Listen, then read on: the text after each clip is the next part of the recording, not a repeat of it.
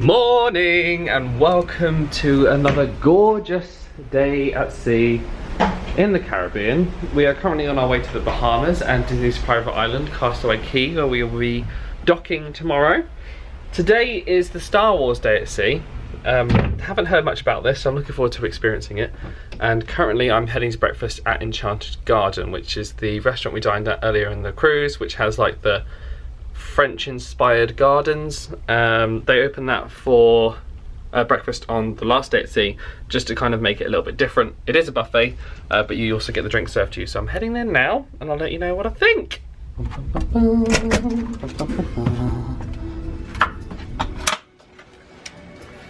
Good morning, Calcia. How are you? Great. How are you? Very well. I like your hair. Thank you. Star Wars fan? Yeah, it's very Star Wars. Yeah. Yeah. Calcia, my room host, had done her hair like buns on the side of her head. Brilliant. I love that. Everyone said that this is a really good like day because they do a a Star Wars takeover and they do it rather well. So we'll see. So whilst at Enchanted Garden, your drinks are brought to you by the server, and then you get a choice of all that food. The buffet in here is actually really well laid out. Actually more so than I think in Cabanas, and it's all in one place. Also Cabanas I tend to get a little bit lost. But you can make your own omelette with the server, and they also bring all the drinks to you. So I've got water, apple juice, coffee, because apparently I have 3 mouths, and I got a bit of a randomised selection. And I've also ordered a create your own omelette with cheese, tomato and feta. That's my favourite omelette. Thank you. Bye-bye. Thank you.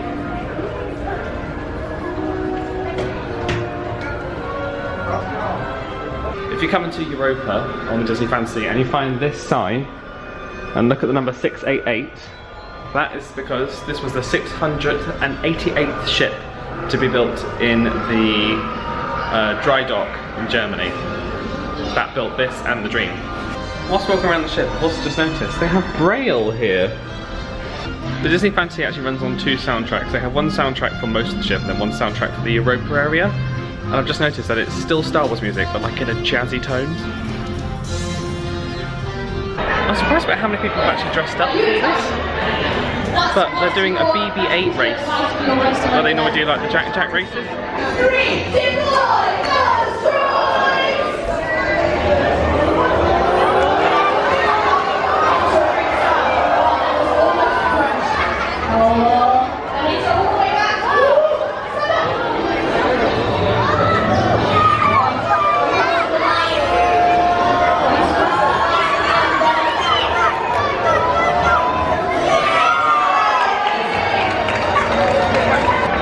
Got myself one of those droids when they first came out because they were so hard to get. I was like, I have to have one. They're really fun.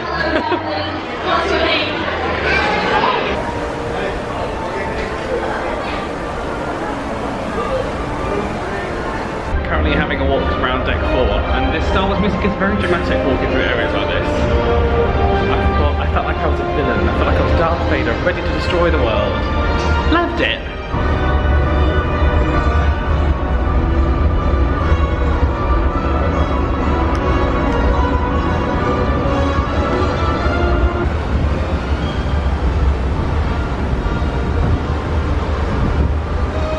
I was going to get one of the free ice creams, but that ice cream from Sweet on You yesterday was so good, I'm having that again. Treat that still.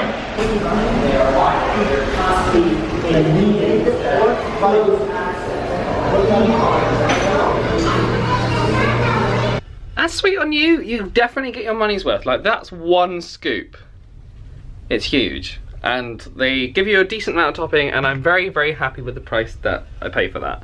I've just got back to the room and they've got this little Star Wars Day at Sea little sash. Cute. Today's lunch is brought to you by Cabanas. Today I've got a caprese salad, made myself, a red Thai curry with some vegetables and rice, because you know what? On a Disney cruise you end up eating so many bad foods that you just want some vegetables by day 6. Day 6? Day 5? Day 5? I think it's day 5. Anyway. Best tip is to bring one of these cups on board, whether it's a like Walt Disney World mug or just like a refillable bottle, like something to get the soda in is really handy. just because the cups that they give you are really not big enough for a full drink, so it's very nice to be able to go and fill one of those up and actually have a decent beverage without going up and down, especially if you're bringing the food back to your cabin. If you do bring the food back to your cabin, just leave it outside your door and it will be magically taken away by one of the lovely crew members. If you like Star Wars, I do recommend coming on a Star Wars Day at Sea cruise. I like the films. I wouldn't consider myself like a Star Wars fan, but no, I enjoy the films, and it's kind of cool to see everything going on today. There is a lot of Star Wars, so if you're not a Star Wars fan and you want to come on a Star Wars Day at Sea cruise, just bear in mind the Star Wars music playing through all the halls and everything, so you can't really escape it unless you're in your cabin. It is coming up to 4 o'clock, and tonight is Palo's. The show is scheduled at 7:30 today instead of 6:15 because there's only one show on tonight. That's with Magic Dave, who I saw last night, but he's got a longer show today, which I'm looking forward to seeing. And then tonight is Palo. Can't wait. Did I say that already? I feel like I said that already. Maybe I did. Who knows?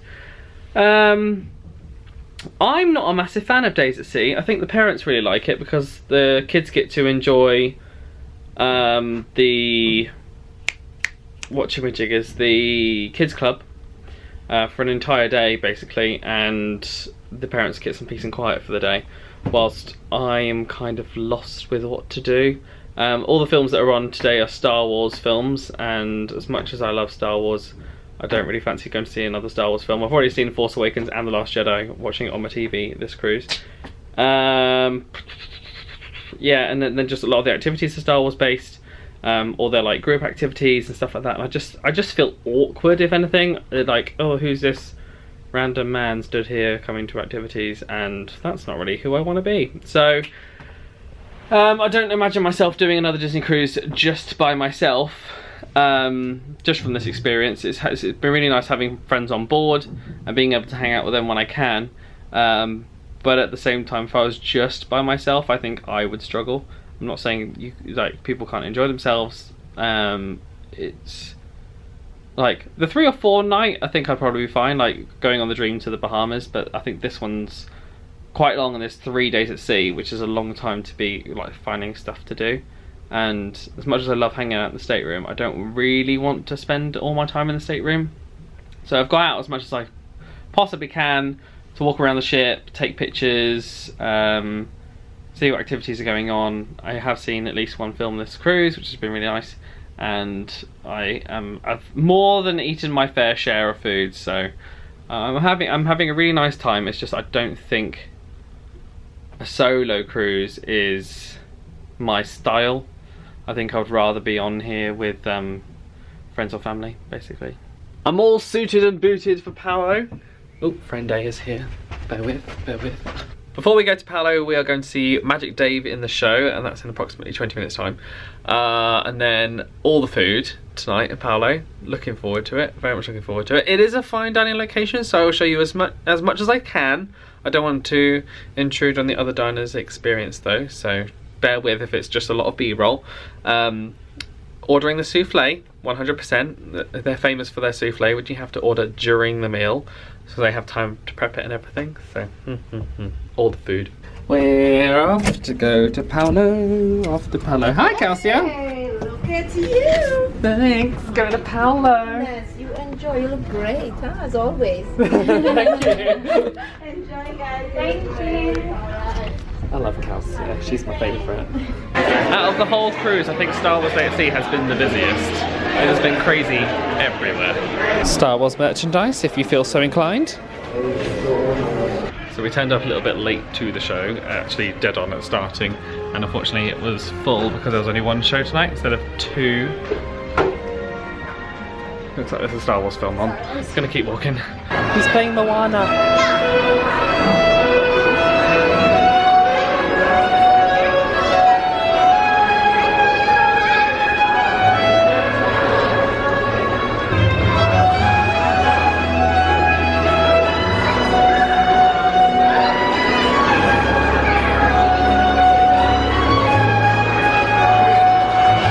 Whilst you're on board a Disney ship, you can actually book your next Disney cruise and get 10% off if you book it whilst you're on the ship. Basically, you just touch your card at the check-in desk, and then they will send you a message to your stateroom phone or your away phone if you are out and about on the ship, so you can go back and meet your travel planner.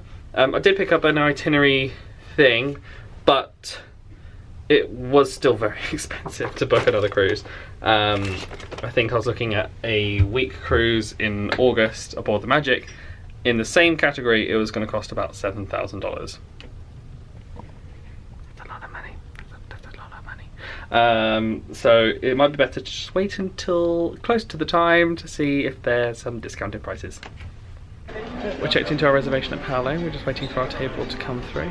We're currently in the Meridian Lounge. Ooh la la.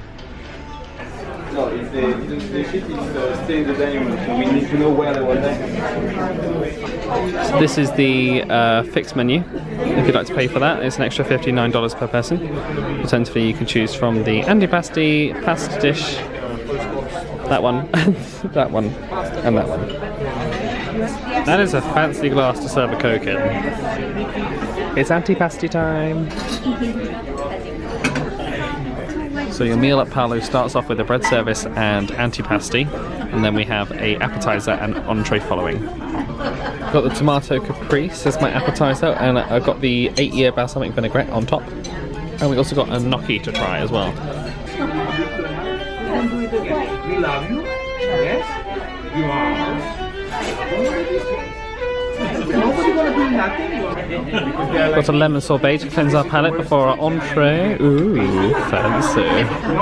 Both of us went for the beef tenderloin. You went for medium rare. I've gone for medium well.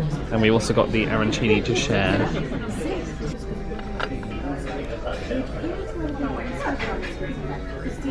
Beautiful. Thank you. Palo was lovely. We just popped back to the room to relieve our bladders. We're now heading up to the deck as they actually have fireworks on Star Wars Day at Sea, which I have only just realised. Well, I say realised. Friend A told me whilst we were at dinner. Thanks, Friend A. Star Wars Day at Sea! You can cut the excitement with a lightsaber. Yes, we're just moments away from our fireworks spectacular. So the fireworks for Star Wars Day at Sea are apparently on the port side instead of the starboard side, which is where the pirate fireworks probably are. So we're currently hanging out on the port side waiting for the fireworks to start. I'm interested to see what these are like. I like the fireworks. So we've got 2 fireworks shows for this cruise.